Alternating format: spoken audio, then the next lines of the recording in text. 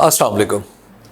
कराची की गरीब परवरी का शोहरा तो पूरे मुल्क में है, मगर मैं खुद इसका परवरदा हूँ। 25 बरस होते हैं, गम रोज़गार के इब्तदाई दिन थे। मुसलसल जिद्दोजहद और इतनी संगीन कि कभी ज़िंदगी की दीगर ज़रूरियात के लिए खुराक में कमी करनी पड़े और इसी लम्हे कोई आपका हाथ थाम कर खाने की दावत दे। ये तजर्बा खुदा ना करे किसी को हो, मगर मुझे कराची में बारहा हुआ। ऐसे ही दिनों की सख्ती थी कि कराची लाइंस एरिया के जहांगीर सैयद और फिर हमारे जहांगीर भाई ने हमसे इल्तज़ामन मेल जोल बढ़ा लिया। वजह सिर्फ ये कि हम जैसों को कभी कभार अच्छा खाना खिला दिया जाए। उनकी दराजी उम्र के लिए दिल से दुआ निकलती है। एक रोज़ वो हम 2-3 कच्चे सहाफ़ियों को लेकर सदर के कोयटा चाय पराठे वाले के पास ले गए। रात का वक्त था और शहर के रिवाज के मुताबिक उसने कुर्सियाँ सड़कों पर बिछा रखी थी। मैं मुसलसल बोल रहा था और मायूसी की बातें कर रहा था। उन्हें लगा शायद मैं सहाफ़त का पेशा ही छोड़ने वाला हूँ। अचानक बोले, जानते हो खबर क्या होती है? मैं अगरचे एक नोआमोज सहाफ़ी था, मगर ख़ुद को खासा बड़ा तुर्रम खान भी समझा करता था। ये वैसा ही हल्कापन था जैसा नौजवानी में आ जाता है। जहांगीर भाई मेरे इस हल्केपन और बेजा खुद एतमादी को भी दानिश्वरी से ही ताबीर किया करते थे। खैर, मैंने दिली दिल में बुरा मानने के बावजूद उनसे कहा, आप समझा दीजिए।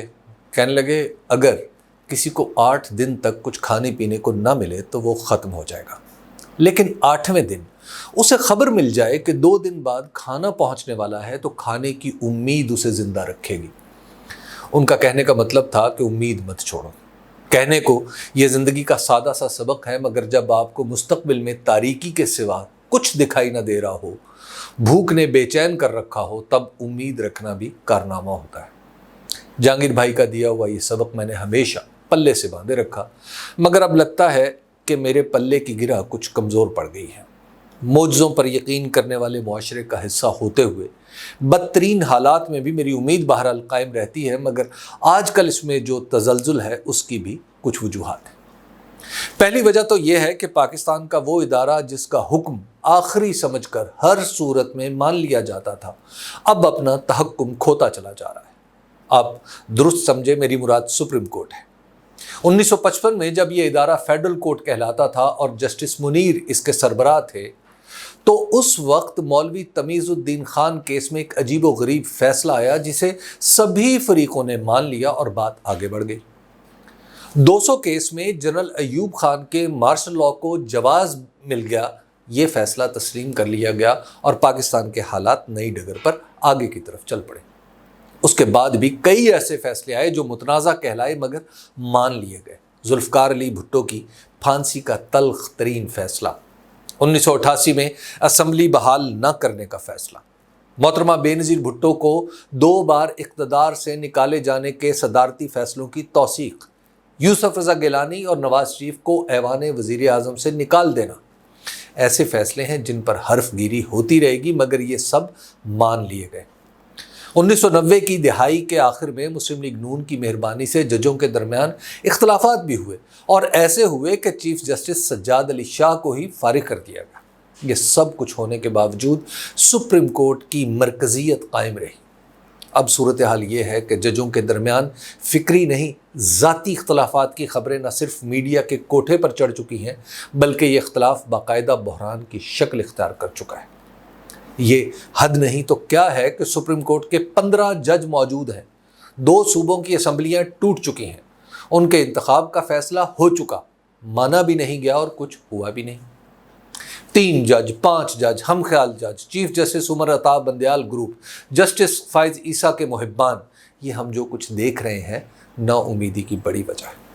चीफ जस्टिस जो भी हो, उसके ओहदे की एक तकरीम होती है, मगर हालत यह है कि हमारे चीफ जस्टिस शायद अपनी अदालत के तमाम अरकान को एक जगह इकट्ठे भी नहीं बिठा सकते। जब हुकूमत 2 सूबों में इलेक्शन से गुरेज़ा थी तो फुल कोर्ट क्यों नहीं बनी? आखिर इसमें क्या नुकसान था? चीफ जस्टिस उमर अता बंदयाल की इस हिकमत की दाद देना बड़ा मुश्किल है। फिर जस्टिस काजी फ़ाइज़ ईसा ने जिस तरह अपनी ही सुप्रीम कोर्ट को दस्तूर के आर्टिकल 184 के तहत दायर मुकदमे सुनने से रोका, ये क्या था? फिर आपने जिस तरह ऑडियो लीक्स कमीशन की सरबराही कबूल फरमाई, آپ کے چاہنے والوں کے دل بھی کچھ ترش ہوئے۔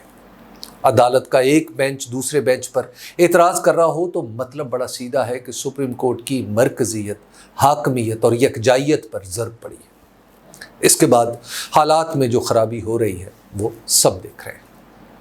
اسی طرح وزیر اعظم کی کرسی ہے۔ پچھلے کچھ عرصے سے یہ کرسی اتنی بے توقیر ہو گئی ہے کہ اس پر بیٹھا نہیں جاتا بلکہ بٹھایا جاتا ہے۔ پاکستان میں 1950 کی دہائی یوں بھی گزری کہ وزیر اعظم یکے بعد دیگرے بٹھائے جاتے رہے، مگر اس کرسی پر بیٹھے شخص کا رکھ رکھاؤ قائم رہا۔ جتنی دیر کوئی اس کرسی پر رہا اس نے ملک میں کسی سے بھی کچھ کہا تو سنا گیا۔ اب تو نوبت یہاں تک آ گئی ہے کہ شہباز شریف صاحب جو اس وقت ہمارے پیارے وزیر اعظم ہیں، اس قابل بھی نہیں رہے کہ خالصتاً اپنی دعوت پر اپنے ہی اتحادیوں کا اجلاس بلا سکیں۔ ان کے حکومتی فیصلے ہوں یا سیاسی چالیں، سبھی کچھ پہلے اقلیم برطانیہ میں مقیم جناب نواز شریف کی بارگاہ میں پیش کیا جاتا ہے۔ اتحادی جماعتوں کا وہ اجلاس بڑی خبر بن جاتا ہے جب اس میں نواز شریف صاحب لندن سے بذریعہ انٹرنیٹ شریک ہوں۔ جس اجلاس میں نواز شریف، آصف علی زرداری اور مولانا فضل الرحمان موجود نہ ہوں، اسے پیار سے وفاقی کابینہ کا اجلاس قرار دے دیا جاتا ہے۔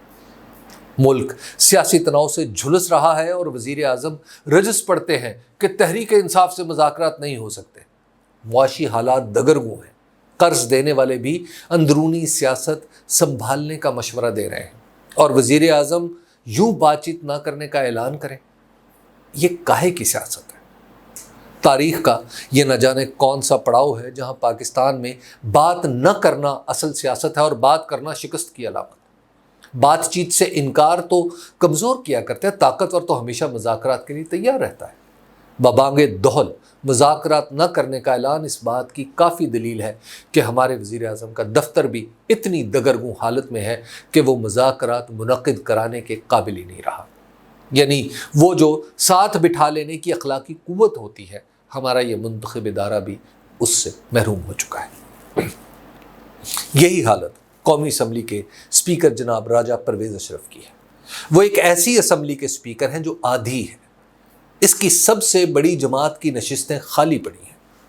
انہوں نے بھی اپنے دفتر کو سیاست کے اتنا تابع کر ڈالا ہے کہ وہ بھی کسی کو ساتھ نہیں بٹھا سکتے۔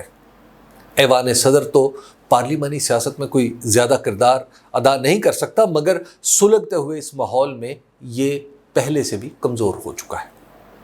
دل خوش فہم کی امید تھی کہ اسمبلیوں کی مدت ختم ہونے میں اب چند ہفتے باقی ہیں، الیکشن کمیشن تمام سیاسی جماعتوں کے سربراہوں کو خط لکھ ڈالتا کہ آئندہ الیکشن کے ضابطوں قاعدوں کے لیے کسی کو نامزد کیجیے، تو بھی کہیں کچھ صورت نکلتی، کوئی ادارہ جاتی تجاویز سامنے آتی، لیکن نہیں۔ مذاکرات، بات چیت اور مکالمے کے جتنے بھی دستوری راستے ہیں وہ عملی طور پر بند ہیں۔ یہ افراد کی وجہ سے بند ہیں یا ادارہ جاتی کمزوری کی وجہ سے؟ نتیجہ اس کا یہ نکلا ہے کہ ملک میں کوئی ایسا شخص یا ادارہ نہیں بچا جس کی بچھائی ہوئی میز پر سب بیٹھ جائیں۔ اس کو سیاسیات کی اصطلاح میں کنویننگ پاور کہتے ہیں، یعنی وہ اثر و رسوخ جس کی وجہ سے سب لوگ کسی کی بلائی ہوئی کانفرنس، اجلاس یا تقریب میں شریک ہو سکیں۔ ہماری بدقسمتی ہے کہ کنویننگ پاور رکھنے والے سبھی ادارے، عدلیہ، وزیر اعظم کا دفتر، اسپیکر کا دفتر، ایوان صدر، الیکشن کمیشن فریق بن گئے ہیں۔